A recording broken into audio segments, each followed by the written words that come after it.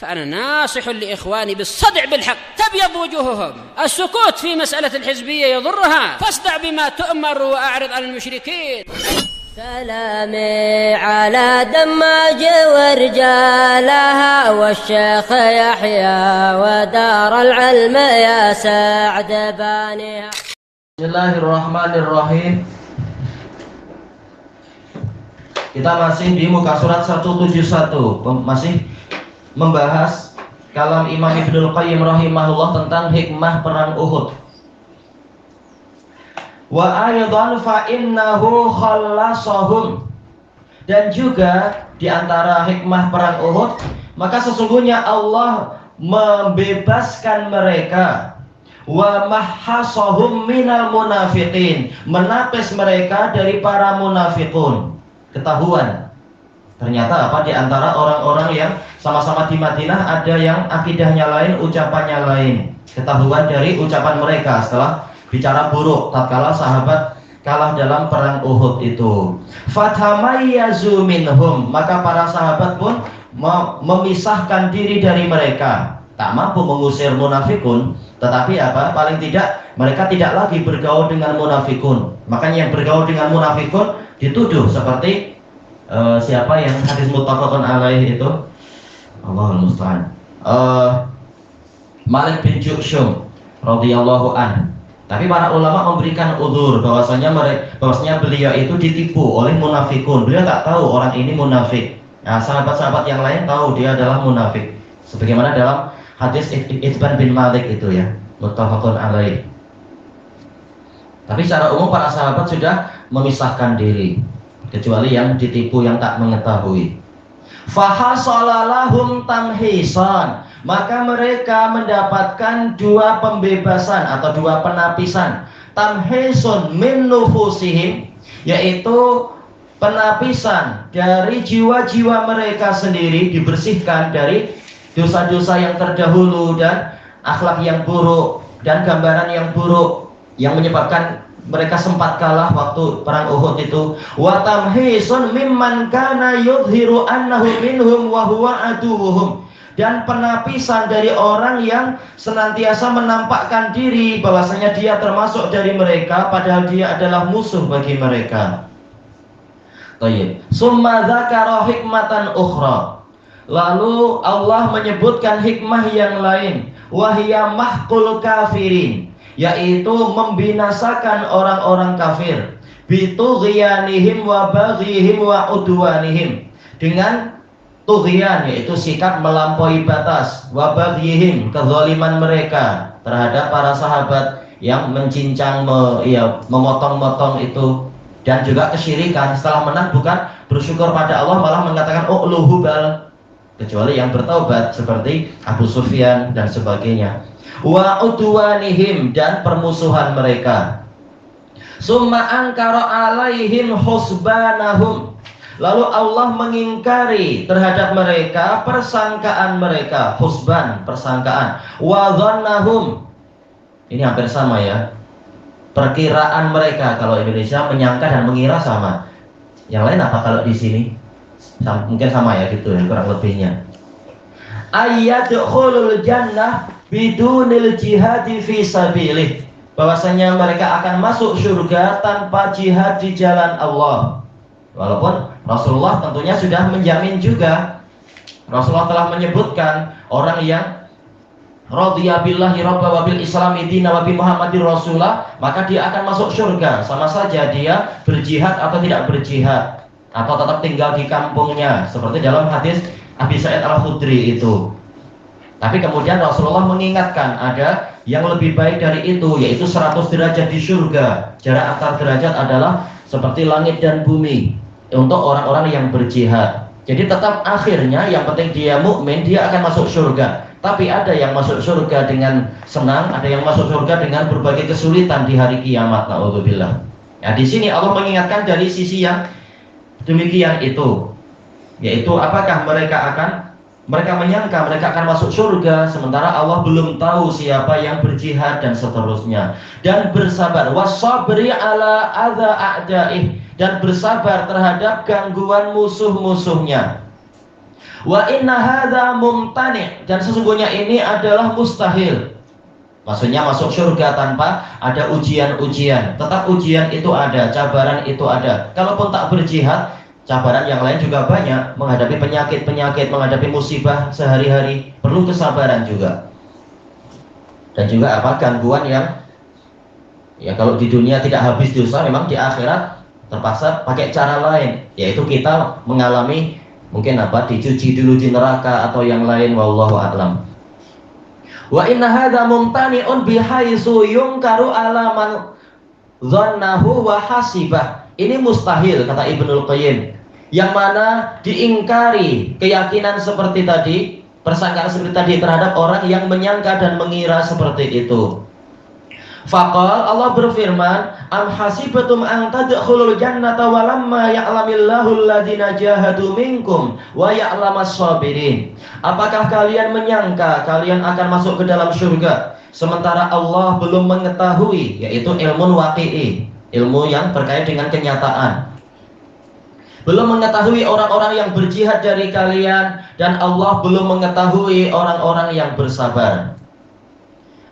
Walamma yaqa, yaitu ilmu waqi'i, yaqa dzalika minkum faya'lamuh, belum terjadi yang demikian itu dari kalian sehingga Allah mengetahuinya, pengetahuan yang tadi itu.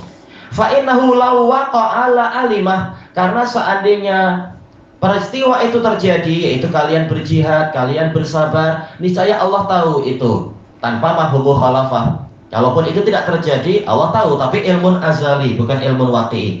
Fajazahum alaihi bil jannah, lalu Allah membalasi kalian atas apa yang dia tahu tadi, atas amalan tadi, dengan surga. Ilmu yang terkait dengan balasan. Fayakunul jaza'u alal waqi'il ma'lum, maka balasannya, pahalanya itu berdasarkan kenyataan yang diketahui. Walaupun dulu pun Allah sudah tahu, di masa azali Allah tahu kalian akan berbuat apa. La ala mujarradil ilm, bukan pada semata-mata ilmu. Masalah ilmu Allah tahu. Fa innallaha la yajzil abda ala mujarradi ilmihi fi, karena Allah tidak membalasi hamba berdasarkan semata-mata ilmu Allah tentang hamba itu. Duna ayyaqa'a ma'lumuh, tanpa apa yang Allah ketahui itu terjadi. Jadi memang ditunggu sampai terjadi. Summa wabbakhahum ala hazimatihim, kemudian Allah mengherdik mereka atas kekalahan mereka. Walaupun kekalahan juga takdir, tapi takdir ada sebabnya. Allah mengkritik mereka atas kenapa mereka menempuh sebab yang menjadikan mereka kalah, tidak menempuh sebab yang menjadikan mereka menang, istilahnya. Min amrin kanu yatamannawnahu wa yawadduna liqa'ah, dari suatu perkara yang dulu mereka mengangan-angankannya, berangan-angan jumpa musuh. Setelah jumpa ternyata tidak kukuh sebagian mereka, bukan semua tentunya, dan mereka menginginkan untuk menjumpainya. Faqal, Allah berfirman, walaqad kuntum tamannawnal mauta min qabli an talqauh. Berarti kalau ayat ini terkait dengan apa? Kematian, ya, peperangan itu ya, sampai mereka kalah. Sungguh kalian dulu telah mengangan-angankan kematian sebelum kalian menjumpainya, mengangan-angankan jihad, peperangan dan seterusnya.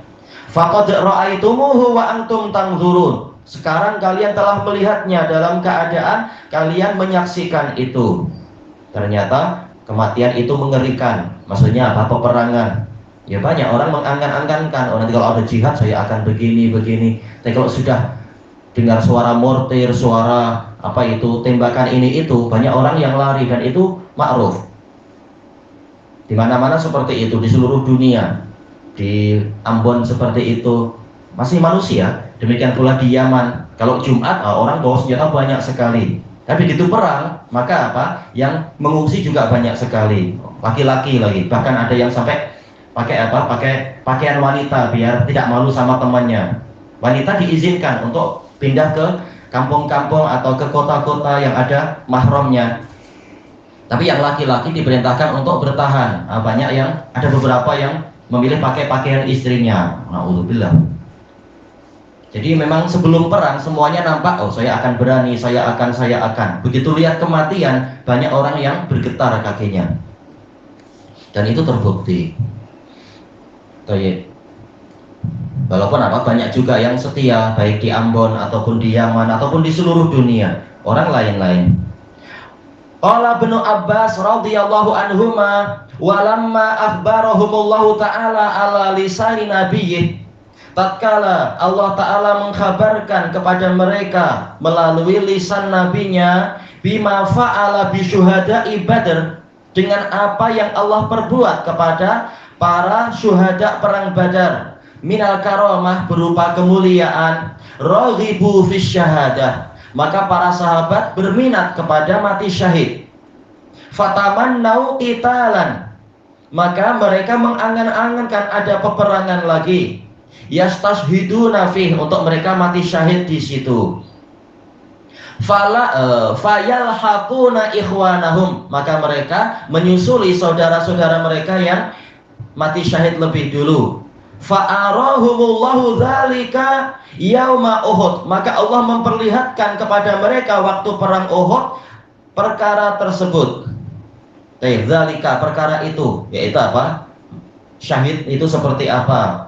Syahadah seperti apa? Wasabbabahu lahum, dan Allah menimbulkan sebab untuk mereka, sebab adanya syahadah, adanya peperangan, yaitu apa? Menyebabkan peperangan sehingga menimbulkan syahadah seperti yang mereka inginkan. Falam yalbasu anin hazamu, ternyata mereka tidak tinggal sehingga mereka itu terkalahkan. Iya, banyak yang lari pulang kembali ke Madinah dan seterusnya. Illa man sya'allahu minhum, kecuali orang yang Allah kehendaki dari mereka. Nah, dulu orang-orang Hizbiyun juga ikut. Hizbiyun dari kelompok apa dulu itu, Majelis Mujahidin Indonesia itu, dengan gaya yang sangat hebat, senjatanya banyak, senjata panjang, senjata pendek, lalu ada, masa itu bukan handphone ya, apa itu, handy talkie atau walkie talkie itu, dan seterusnya dengan gaya hebat sekali. Ternyata ketika perang banyak yang lari. Ketika ikhwah kita tanya, kan engkau yang tadi mulai menembak-nembak ke sana, sekarang sudah perang, kenapa engkau mundur? Oh, ini kami cuma latihan katanya, perang yang betul di Palestina. Padahal nggak juga ke Palestina juga. Banyak yang cuma bergaya saja. Ada yang selfie, itu kalau itu di Yaman, selfie dengan pakaian hebat, semuanya senjatanya lengkap, tertulis ilal jannah insya Allah, sambil bersandar di kereta. Nggak tahu ketika perang dia pakai kereta kah? Nggak, tak tahu. Banyak yang lari, kata para teman, para ikhwan. Kalau selfie hebat, kalau perang betulan, nah itu Allah yang memilih.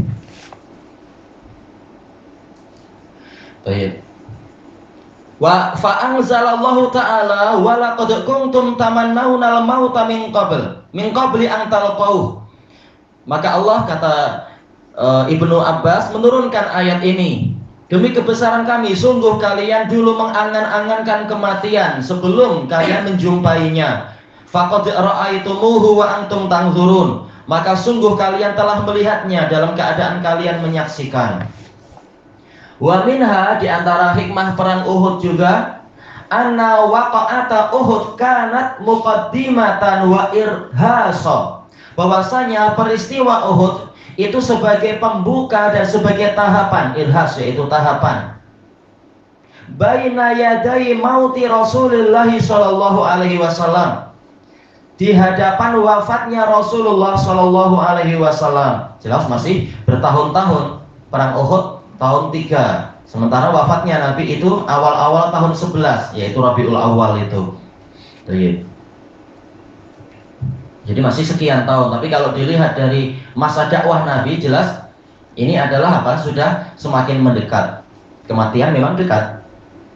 Fa sabbatahum, maka Allah mengukuhkan mereka, melatih untuk melatih mereka untuk terbiasa melihat kematian dan melihat kesedihan untuk bertahan. Wa wabbaqahum alang tilabihim ala aqabihim, dan Allah menghardik mereka atas berbaliknya mereka ke belakang-belakang mereka.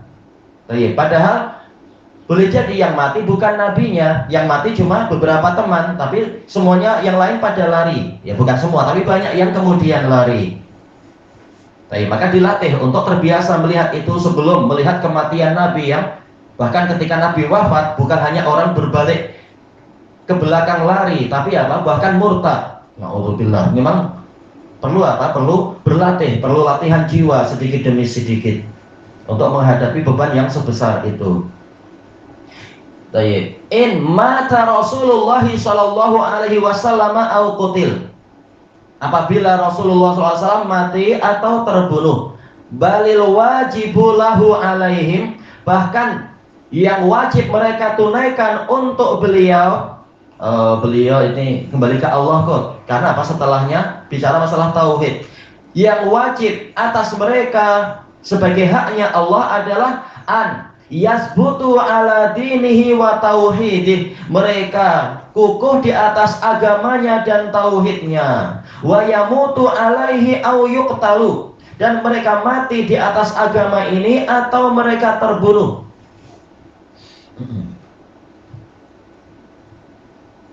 Fa innahum innama ya'buduna rabba Muhammad, karena mereka hanyalah menyembah Rabbnya Muhammad, bukan menyembah Muhammad.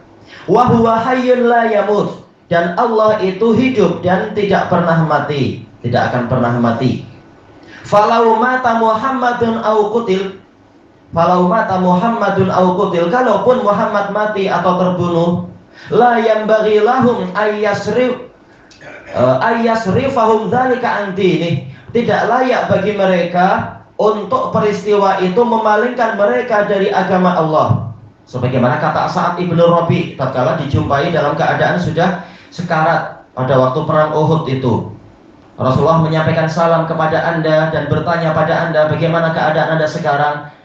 Maka beliau pun menjawab salam, kemudian mengatakan, melihat apa yang dijanjikan oleh Allah, dan saya berpesan kepada para sahabat, terutama orang-orang Ansor, tidak layak bagi mereka untuk musuh itu sampai kepada Nabi dalam keadaan di tengah mereka masih ada mata yang berkedip.